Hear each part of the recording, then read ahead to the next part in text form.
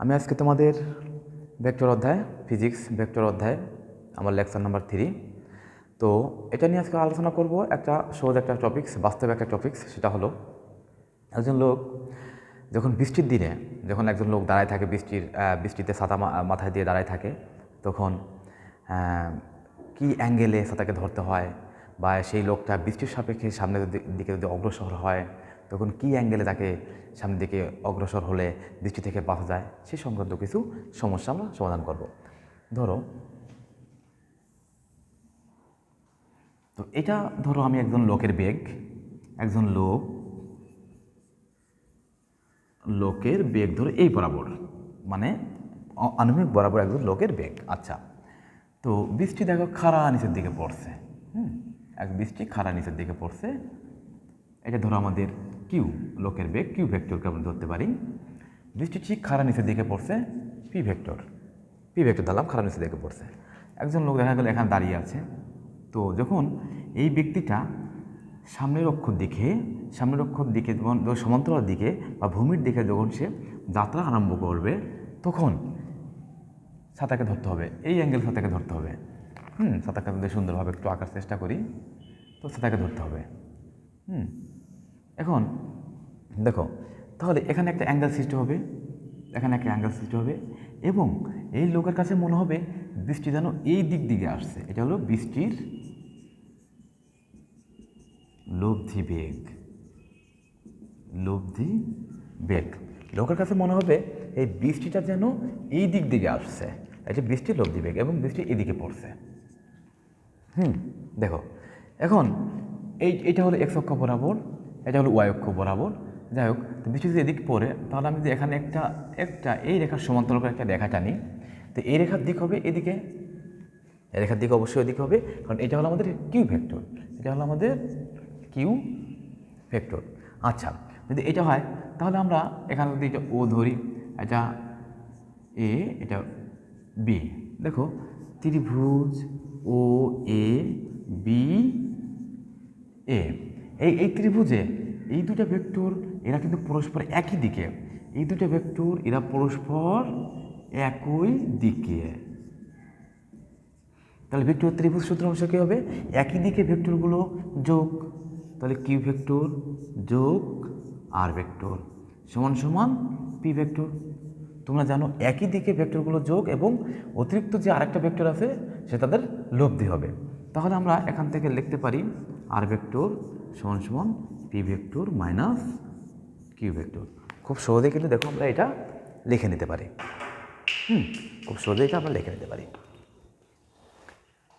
এটা তো দেখো, তাহলে এই ত্রিভুজে এখন আমরা এখানে যে ত্রিভুজটা পেয়েছি, এখন এটা হলো লব্ধি পেলাম, লব্ধি ভেক্টর। এটা কিন্তু একটা লব্ধি ভেক্টর। কিসের লব্ধি ভেক্টর? বৃষ্টির লব্ধি ভেক্টর। আচ্ছা, যখন এটা একটা, তাহলে দেখো এটা কিন্তু একটা সমকোণী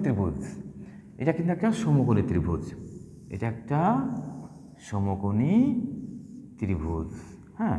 এটা হলো আমাদের কিউ, এটা হলো আমাদের পি ভেক্টর, এটা হলো আমাদের আর ভেক্টর। এটা এদিকে কাজ করছে, এটা এদিকে কাজ করছে, হ্যাঁ, এটা এদিকে কাজ করছে। এটাকে আমি এই ফর্মেটে লিখলাম। তো তাহলে যে পিথাগোরাসের সূত্র অনুসারে আমি যদি এই লব্ধির মানটা বের করতে চাই, তাহলে কি লাগবে? দেখো, যদি আমি চাই এখান থেকে লব্ধির মান, তাহলে আমি কীভাবে করা? এটা যদি একটা পিথাগোরাস হয় তাহলে এটা কি হবে? আমরা জানি এটা কি হবে বলতো? এটা হবে অতিভুজ। তোমরা জানো লম্বের বিপরীত বাহু হলো অতিভুজ। লম্ব না, 90 ডিগ্রি যে কোণ সৃষ্টি হয়েছে তার বিপরীত বাহু হলো অতিভুজ। তাহলে এটা যদি অতিভুজ হয় তাহলে এটা আর এটা একটা ভূমি আর একটা লম্ব। তাহলে আমরা লিখতে পারি অতিভুজ স্কয়ার সমান, যদি এটা ভূমি হয় তাহলে এটা লম্ব, আর এটা লম্ব হলে এটা ভূমি। তাহলে অতিভুজ স্কয়ার সমান পি স্কয়ার প্লাস কি স্কয়ার, মানে লম্ব স্কয়ার প্লাস ভূমি স্কয়ার। এখন অতিভুজকে কি ধরছো তুমি? আর ধরছো, আর স্কয়ার। তাহলে পি স্কয়ার প্লাস কি স্কয়ার। তা অতএব আর বলতে পারবো কি? পি স্কয়ার প্লাস কি স্কয়ার লব্ধি। দেখো, এটা কিন্তু এই ক্ষেত্রে আমাদের যে লব্ধি বের হলো, সেই লব্ধি ভেক্টরের জন্য কিন্তু লব্ধির এই মানটা এখন এই লব্ধি ভেক্টরটা আর পির সাথে কী কোণ উৎপন্ন করছে, তাই লব্ধির দিক কত হবে? এই লব্ধি ভেক্টরটা পি ভেক্টরের সাথে বা বৃষ্টির সাথে কী কোণ উৎপন্ন করছে? যদি থিটা কোণ উৎপন্ন করে, দেখো যদি এখানে থিটা কোণ উৎপন্ন করে, যদি এখানে থিটা কোণ উৎপন্ন করে, এটা আর, এটা পি, এটা কিউ, যদি থিটা কোণ উৎপন্ন করে, তাহলে আমরা ট্যান থিটা কি লিখতে পারি? ট্যান থিটাকে লম্ব বাই ভূমি, তোমরা জানো ট্যান থিটা লম্ব বাই ভূমি। এখন যদি আমাদের এটা কোণ হয়, তাহলে কোণের বিপরীত বাহু কি? এটা লম্ব হবে। তোমরা জানো আমরা যেটা কোণ ধরেছি তার বিপরীত বাহুকে লম্ব ধরবো। তাহলে এটা কোণ হলে এর বিপরীত বাহু লম্ব, তাহলে আমার লম্ব কী হবে? লম্ব আমাদের কিউ এবং আমাদের ভূমি কী হবে? তাহলে পি। যেহেতু এটা যদি লম্ব হয় তাহলে এটা আমাদের অতিভুজ, তাহলে এটা অবশ্যই ভূমি না, তাহলে অবশ্যই এটা ভূমি। তাহলে এটা ভূমি হলে এটা, তাহলে আমরা এখান থেকে লিখতে পারি যে ট্যান থিটা সমান সমান কিউ বাই পি, বা থিটা সমান সমান tan inverse Q by P. এই হলো আমাদের বৃষ্টির আপেক্ষিক বেগ, আমরা লোকের সাপেক্ষে বৃষ্টির আপেক্ষিক বেগটা আমরা এই সংক্রান্ত সূত্রের সাহায্যে বের করে ফেললাম। এখন দেখো, যদি এই লোকটা স্থির থাকে, লোকটা যদি এখানে স্থির থাকে, যদি লোকটার বেগ এদিকে কিউ না থাকে, তাহলে কী ঘটনা ঘটে? যদি কিউ না থাকে, যদি লোকটা স্থির থাকে, তাহলে কী ঘটনা ঘটে? লোকটা স্থির থাকলে কিউ তাহলে 0 হয়ে যাবে। লোকটা যদি স্থির থাকে, লোকটি স্থির থাকলে কিউ সমান কী হবে? 0 হবে। লোকটি স্থির থাকলে কিউ সমান কী হবে? 0 হবে। তাহলে যদি কিউ সমান 0 হয়, তাহলে লব্ধির মান কী হবে? দেখো, লব্ধির মান হবে আর স্কোয়ার পি স্কোয়ার প্লাস কি স্কোয়ার। তাহলে পি স্কোয়ার 0 স্কোয়ার সমান সমান পি স্কোয়ার, অতএব আর সমান সমান পি। যদি লব্ধি কিউটা যদি এখানে স্থির থাকে, তাহলে লব্ধিটা বৃষ্টির বেগের সমান হয়ে যাবে। হ্যাঁ, আর লব্ধির দিকটা কী হবে? দেখো, তাহলে ট্যান থিটা 0/p সমান সমান ট্যান 0 ডিগ্রি। 0 ডিগ্রি অর্থ 0, এর মানে থিটা ইকুয়াল টু কী হবে? 0 ডিগ্রি হবে। এর মানে এই আরটা স্থির থাকলে এই আরটা বৃষ্টিটা যে লম্ব বরাবর পড়ছে, আমরা ঠিক সেই লম্ব বরাবর আমাকে ছাতাটা ধরতে হবে। এটা হলো এখানে বিষয়। ওকে, এখন আরেকটি জিনিস দেখো, যদি আমি এখানে লোকটা স্থির, এখানে লোকটি স্থির, হ্যাঁ, বৃষ্টির দিকে পড়ছে, কিন্তু এদিক দিয়ে বায়ু প্রবাহ হচ্ছে, বায়ু প্রবাহ হচ্ছে কিউ বেগে বায়ু প্রবাহ হচ্ছে। তাহলে সেটাকে কীভাবে ধরতে হবে? কিউ বেগে যদি বায়ু প্রবাহ হয়, তাহলে এদিকে যদি আমাদের বায়ু প্রবাহ হয়, এদিকে বায়ু প্রবাহ যদি হয়, এদিকে যদি বায়ু প্রবাহ হচ্ছে, তাহলে আমি যদি এদিকে একটা লব্ধি ধরি, এদিকে বায়ু প্রবাহ হচ্ছে, এদিকে যদি একটা লব্ধি ধরি, আচ্ছা লব্ধি ধরলাম এদিকে, তাহলে আমরা এদিকে ধরলাম থিটার সাথে থিটা কোণ করে আমি বৃষ্টির লব্ধি বেগটা ধরলাম আর দিকে। তাহলে আমাদের এখানে কি হবে? এখানে কিন্তু এদিকে কি হবে? কিউ, বায়ু প্রবাহের দিক এদিকে হবে। এখন বায়ু প্রবাহের দিক যদি এদিকে হয়, তাহলে ভেক্টর ত্রিভুজ সূত্র অনুসারে এইটা আর এটা একই দিকে, তাহলে এটা ভিন্ন দিকে, তাহলে আমাদের কী হবে? এটা পি, এটা কিউ, তাহলে আমরা পি ভেক্টর যোগ কিউ ভেক্টর সমান সমান আর ভেক্টর, তাহলে আর ভেক্টর সমান সমান P vector plus Q vector হয়ে যাবে। তখন কিন্তু আমাদের এই মাইনাসটা আসবে না, এখানে কিন্তু আমাদের একটা মাইনাস আসছে, এখন তখন মাইনাসটা থাকবে না। এ হলো ভেক্টর লোকের সাপেক্ষে বৃষ্টির বেগ বা বায়ু প্রবাহ থাকলে কী ধরনের তারতম্য হয় সে তোমার একটা আলোচনা করলাম।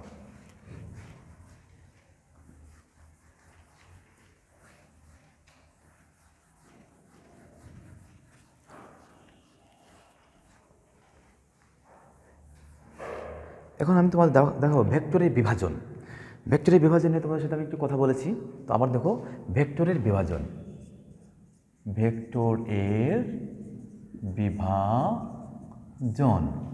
তো ভেক্টরের বিভাজন যদি নেই, তাহলে একটা ভেক্টরকে 2-3টা যদি উপাংশে বিভক্ত হয়, ধরো এটা হলো এক্স অক্ষ, এটা হলো ওয়াই অক্ষ, তো এটা ধরো একটা লব্ধি ভেক্টর আর, তো এই লব্ধি ভেক্টর যদি এক্স অক্ষের সাথে থিটা কোণ উৎপন্ন করে, তখন এক্স অক্ষ বরাবর আমরা কী বলেছি, এক্স অক্ষ বরাবর বলেছি আর কস থিটা, আর ওয়াই অক্ষ বরাবর কী বলেছি, হ্যাঁ, আর সাইন থিটা। তো এটা আমরা বলেছি এক্স অক্ষ বরাবর আমাদের আর কস থিটা, ওয়াই অক্ষ বরাবর কী বলেছি আর সাইন থিটা। তো এটা যদি আমরা সহজে প্রমাণ করি, দেখো এখানে যে একটা লম্ব টানি, এখানে একটা লম্ব টানি, এটা হলে তাহলে কী হবে, ওয়াই হবে। তো এখানে ও পি এবং এ, দেখো ত্রিভুজ ও এ পি এ, ত্রিভুজ ও এ পি এ যদি কোণ আমাদের থিটা হয়, তাহলে লম্ব কী হবে, কোণের বিপরীত বাহু লম্ব, এটা হলো আমাদের লম্ব। এটা লম্ব হলে এটা আমাদের কী হবে, ভূমি, এটা আমাদের কী হবে, অতিভুজ। তাহলে ত্রিভুজ ও এ পি এ, ত্রিভুজ ও এ পি এ আমাদের দেখো সাইন থিটা বা কসটা দেখাই, সমস্যা নাই, কস থিটা, কস কি, কস সূত্র কী জানি আমরা, ভূমি বাই অতিভুজ, ভূমি বা অতিভুজ। আমাদের ভূমি কোনটা, ভূমি হলো আমাদের এক্স আর অতিভুজ কোনটা আমাদের আর। তাহলে এখান থেকে বলতে পারি এক্স সমান সমান আর কস থিটা। ওকে, আবার তুমি দেখো যে সাইন কী হবে, সাইন থিটা সমান কি, লম্ব বাই অতিভুজ। তাহলে আমাদের লম্ব কোনটা, আমাদের লম্ব কিন্তু ওয়াই, অতিভুজ কিন্তু আমাদের কী হবে আর। তাহলে আমরা বলতে পারি ওয়াই সমান সমান আর সাইন থিটা। দেখো এটা কিন্তু সহজে আমরা বলতে পারি যে এক্স অক্ষ বরাবর কেন আর কস থিটা, ওয়াই অক্ষ বরাবর কেন আর সাইন থিটা। সহজে কিন্তু আমরা এই ইকুয়েশনের সাহায্যে এভাবে প্রমাণ করে বোঝাতে পারি। এখন দেখো এটা কিন্তু আরেকভাবে প্রমাণ করে দেখানো যায়, এটা কিন্তু আরেকভাবে প্রমাণ করে তোমাদের দেখানো যায়। কীভাবে দেখানো যায়, দেখো যদি আমি এখানে একটা ফিগার আঁকি, একটা আয়তক্ষেত্র আঁকি, দেখো একটা আয়তক্ষেত্র আঁকলাম, অবশ্যই বুঝতে পারছো, আয়তক্ষেত্র আঁকলাম। তো এটা একটা কর্ণ নিলাম, এবার ধরো পি ভেক্টর কাজ করছে, এবারে কি ভেক্টর, এটা লব্ধি হলো আর ভেক্টর, পি ভেক্টর কি ভেক্টর, এটা লব্ধি হলো আমাদের আর ভেক্টর। তো এটা যদি থিটা হয়, আর তো টোটাল কোণ কত, টোটাল কোণ কিন্তু আমাদের 90 ডিগ্রি, টোটাল কোণ কিন্তু আমাদের 90 ডিগ্রি ধরেছি, ও এ বি এবং সি ধরেছি, থিটা হলো 90 ডিগ্রি। তা থিটা 90 ডিগ্রি হলে এখান থেকে কোণ কতটুকু হবে, এখান থেকে কোণ হবে দেখো 90 ডিগ্রি মাইনাস থিটা, বুঝো কিনা, 90 ডিগ্রি মাইনাস থিটা। এখন ওটা যদি 90 ডিগ্রি মাইনাস থিটা হয়, তাহলে এই কোণ কত তোমরা বলো তো, এই কোণ কত, এই কোণ কীভাবে 90 ডিগ্রি মাইনাস থিটা হবে, 90 ডিগ্রি মাইনাস থিটা হবে। কীভাবে হলো, দেখো এটা যদি একটা দুটা যদি দুটা সমান্তরাল রেখা হয়, দুটা যদি সমান্তরাল রেখা হয়, তাহলে এদের সমান্তরাল রেখা হয়, তাহলে এদের বিপরীত কোণগুলো কিন্তু সমান হয়। সমান্তরাল রেখা হলে এদের একান্তর কোণ এবং অনুরূপ কোণ সমান। এটা একান্তর কোণ, এইটা এবং এইটা কিন্তু একটা একান্তর কোণ, এটা এবং এটা একান্তর কোণগুলো সমান হয়। তোমরা জানো দুইটা সমান্তরাল রেখাকে একটি ছেদক থাকলে সেই ছেদকটি এদের একান্তর কোণ সমান হয়, অনুরূপ কোণও সমান হয়। এইটা আর এটা কিন্তু একান্তর কোণ। যদি এই দুইটা সমান হয়, যদি এটা সমান তাহলে এটা লিখতে পারি। আর এটা তো জানি আমরা, এটাও 90 ডিগ্রি, এটাও 90 ডিগ্রি। এখন দেখো, তাহলে আমি যদি এই ত্রিভুজটাকে এইভাবে লিখি, এই ত্রিভুজটাকে যদি আমি এইভাবে অঙ্কন করি, অর্ধেক কেটে নিয়ে আসি বোঝার জন্য, তাহলে এটা হলো থিটা, এটা হলো 90 ডিগ্রি মাইনাস থিটা, এটা হলো 90 ডিগ্রি, এটা ও বি, এটা এ বরাবর পি, এরা বরাবর আর, এ বরাবর কী হলে এটাও কি হবে, দেখো এটাও কী হবে। তো আমাদের একটা সূত্র আছে, সাইনের একটা সূত্র আছে। সাইনের সূত্রটা কি তোমাদের মনে আছে কি না, যে একটা বাহু যেমন ও একটা বাহু, এর বিপরীত কোণ কোনটা, এটা, তাহলে সাইন 90 ডিগ্রি মাইনাস থিটা। যে বাহু তার বিপরীত কোণের রেশিও, হ্যাঁ ঠিক এই ত্রিভুজের আর এক বাহু মনে করো এবি বিপরীত কোণ থিটা, তার সাইন থিটা। আবার ধরো ওবি তার বিপরীত কোণ কত, 90 ডিগ্রি। সমান। বলতেছে একটা ত্রিভুজের যে একটা বাহু তার বিপরীত কোণ, আরেকটা বাহু তার বিপরীত কোণ, আরেকটা বাহু তার বিপরীত কোণ, এইগুলো পরস্পরের সমান। পরস্পর সমান হয়, দেখো এটা কি লিখতে পারি আমরা, এটাকে লিখতে পারি cos থিটা ও এ সমান সমান এ বি সাইন থিটা, আর ও বি সাইন 90 ডিগ্রি মান কত 1। যদি তাই হয় তখন তুমি কিভাবে লিখতে পারবা, দেখো যদি তাই হয় তখন তুমি লিখতে পারবা যে O A by cos A, cos theta, O A by cos theta equal to O B by 1, বা কী লিখতে পারো দেখো তো, তাহলে লিখতে পারো ও এ সমান সমান ও বি কস থিটা। তাহলে ও এ সমান কত আমাদের, ও এ সমান বলছে আমাদের পি সমান সমান আর কস থিটা। এভাবেও তোমরা কিন্তু প্রমাণ করে দেখাইতে পারো। তো আর একটা কী থাকলো, আর একটা A B sine theta equal to O B by 1, এটাও লিখতে পারবো। তাহলে আমরা লিখতে পারবো যে এ বি সমান সমান ও বি সাইন থিটা, বা এ বিকে আমরা কী বলেছি কিউ সমান সমান আর সাইন থিটা। এভাবেও কিন্তু আমরা প্রমাণ করতে পারি, এভাবে প্রমাণ করতে পারি। বেসিক কথা, আনুভূমিক বরাবর হবে আমাদের কস এবং লম্ব বরাবর হবে আমাদের সাইন। এটাই কিন্তু আমাদের বোঝানোর আজকে মেন টপিকস ছিল। তো অবশ্যই তোমরা এই জিনিসটা অবশ্যই বুঝতে পেরেছো, এই জিনিসটা অবশ্যই তোমরা বুঝতে পেরেছো। আচ্ছা,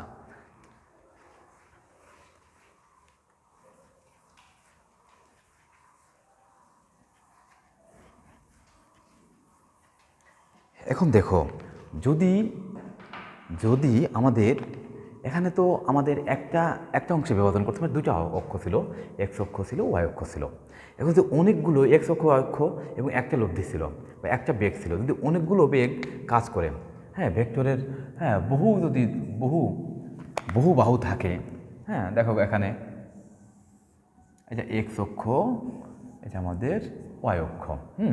তো দেখা গেল এখানে একটা লব্ধি কাজ করছে এখানে থিটা 1 কোণে, এখন আরেকটা লব্ধি কাজ করছে থিটা 2 কোণে, এখন আরেকটা লব্ধি কাজ করছে থিটা 3 কোণে। তো এভাবে করতে যদি অসংখ্য হয়, এখানে পিএন কাজ করছে, এখানে হলো আমাদের থিটা এন। তো তখন এগুলো যে লব্ধি বল কাজ করছে, এই বলের তাকে লব্ধি পাবো কিনা,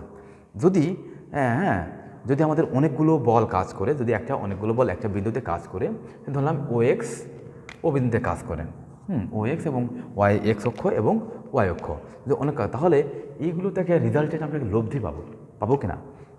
এই জন্য বলা হয় এটিকে লম্বাংশের উপপাদ্য বলা হয়, এটিকে বলা হয় লম্বাংশের উপপাদ্য। লম্বাংশের উপপাদ্য কাজ করে, তাহলে কিন্তু আমরা ধরলাম যে একটা লব্ধি পেয়েছি, ধরলাম সেটা এসে থিটা কোণ উৎপন্ন করছে।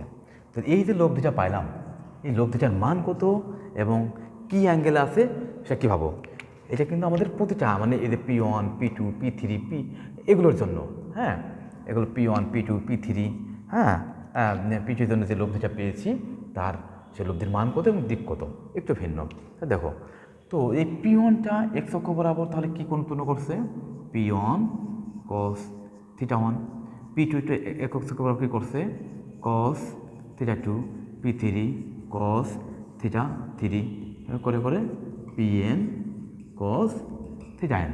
দেখো এই P1টা এক্স অক্ষ বরাবর এটা, P2টা এক্স অক্ষ বরাবর এটা, P3টা এক্স অক্ষ বরাবর এটা, ডট করে Pnটা এক্স অক্ষ বরাবর এই উপাংশ ছেদ করছে বা এই উপাংশ সে লব্ধিটা পেয়েছে।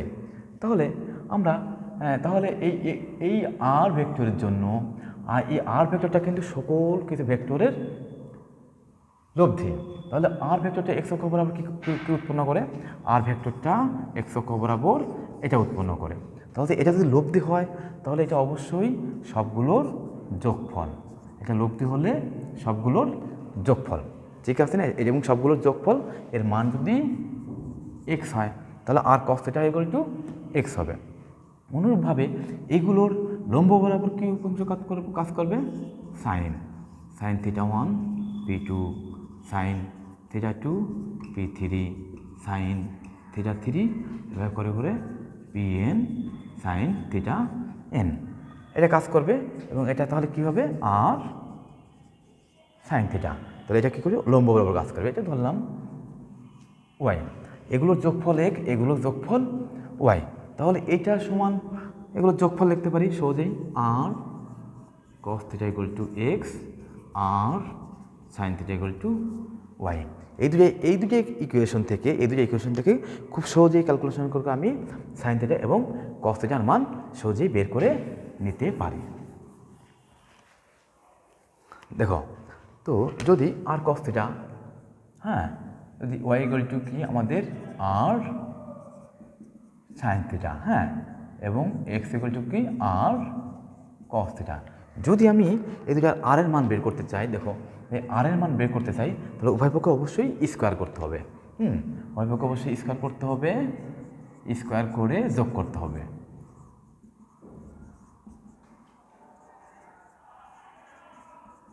তাহলে যোগ করলে দেখো এখানে আরটা কমন নাও, sine square theta cos square theta equal two, তোমরা জানো এর মান কত? 1, তোমরা জানো এর মান 1, তাহলে X square plus Y square বা আর স্কোয়ার সমান X square plus Y square. খুব সহজেই কিন্তু তুমি আর স্কোয়ারের মানটা এভাবে বের করে নিতে পারো। এটা হলো লব্ধির মান।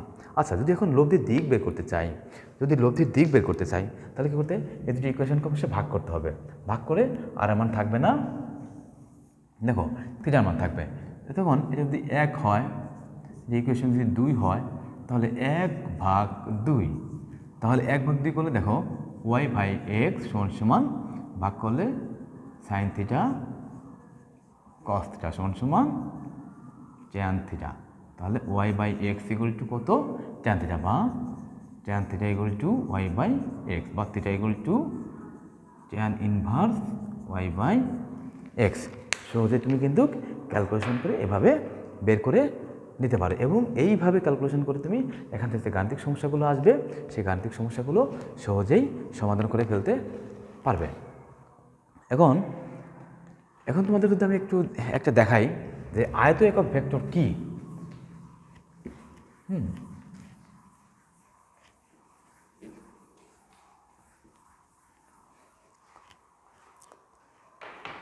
প্রথমে আমি তোমাদের দেখাবো যে আয়ত একক ভেক্টর। তোমরা জানো একক ভেক্টর কি, আমি তোমাদের পড়িয়েছি। একক ভেক্টর, যে ভেক্টরের মান 1 তাকে একক ভেক্টর বলে। তাহলে আয়ত একক ভেক্টর কি? আয়ত একক ভেক্টর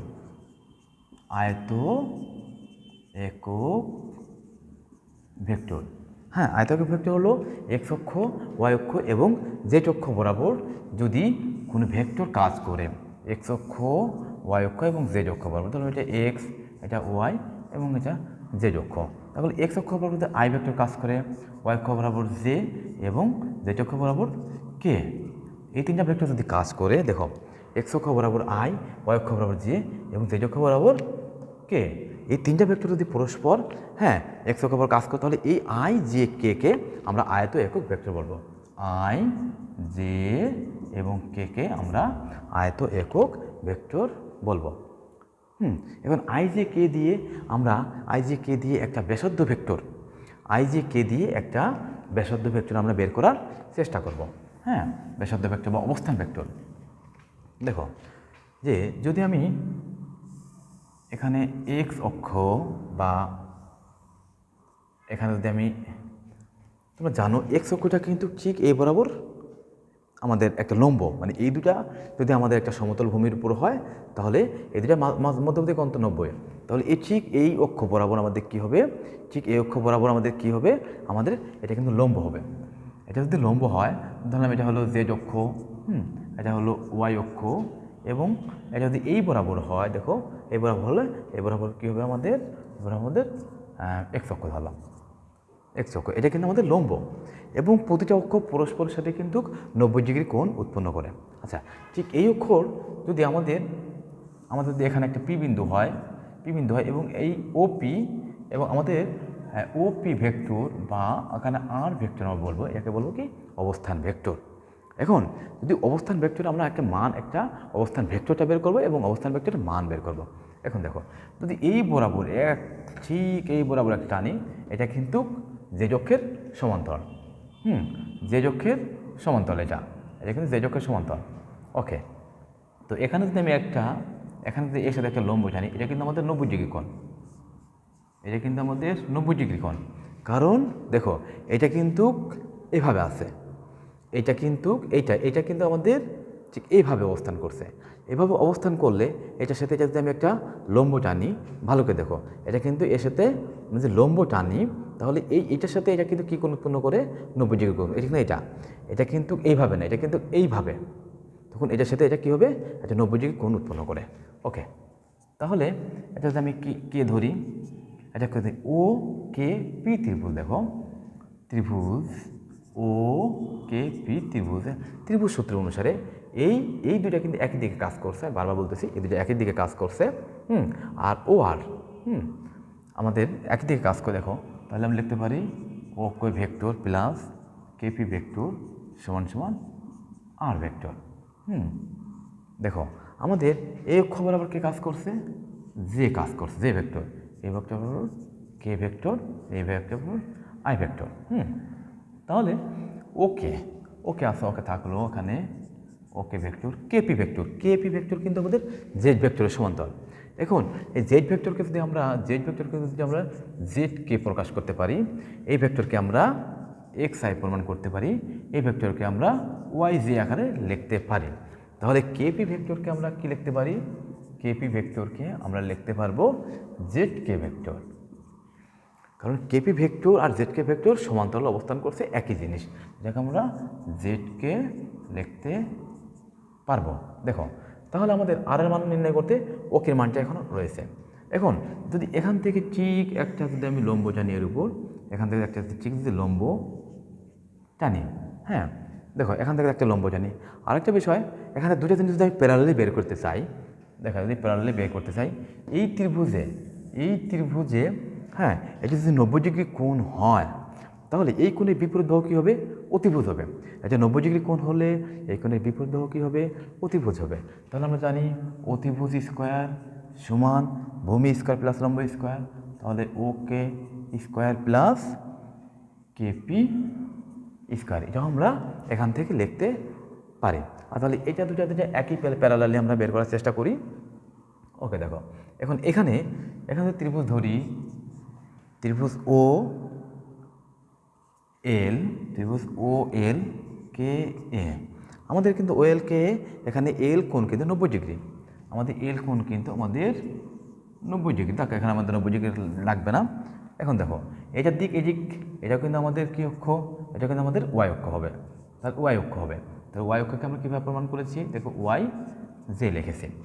হ্যাঁ, তো আমরা এই ভেক্টর আর এই ভেক্টর কিন্তু একই দিক, তাহলে ত্রিভুজ সূত্র অনুসারে আমরা লিখতে পারবো যে ও এল ভেক্টর প্লাস এল কে ভেক্টর সমান সমান ওকে ভেক্টর।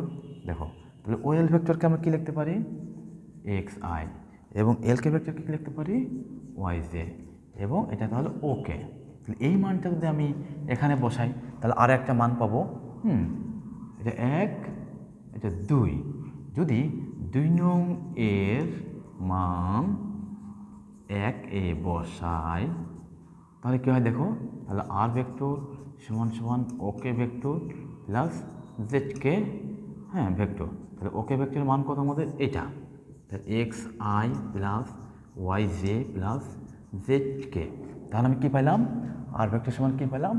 আর সমান এক্স ওয়াই এবং জেড, আই জে এবং কে।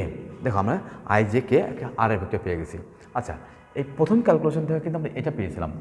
দ্বিতীয় ত্রিভুজ থেকে দেখো ও এল কে ত্রিভুজ ও এল কে ত্রিভুজে আমাদের পিথাগোরাসের সূত্র পড়ছে ও এল কে ত্রিভুজে।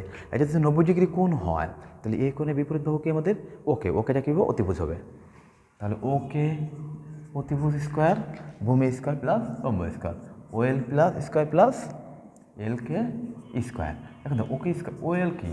ও এল কিন্তু আমাদের এক্সের মান, ভেক্টর চিহ্ন থাকবে না, আই জে কে থাকবে না, এটা হলো আমাদের ওয়াই স্কোয়ার। এখন এই মান যদি এখানে বসায় দিই তাহলে আর স্কোয়ার সমান X square plus Y square plus Z square. তখন তোমরা সহজেই বুঝতে পেরেছ যে একটা ভেক্টর যে কোনো একটা ভেক্টর দেওয়া থাকলে, যে কোনো একটা ভেক্টর দেওয়া থাকলে, যদি আর একটা ভেক্টর দেওয়া থাকে, যে কোনো একটা ভেক্টর দেওয়া থাকলে, যেমন আই,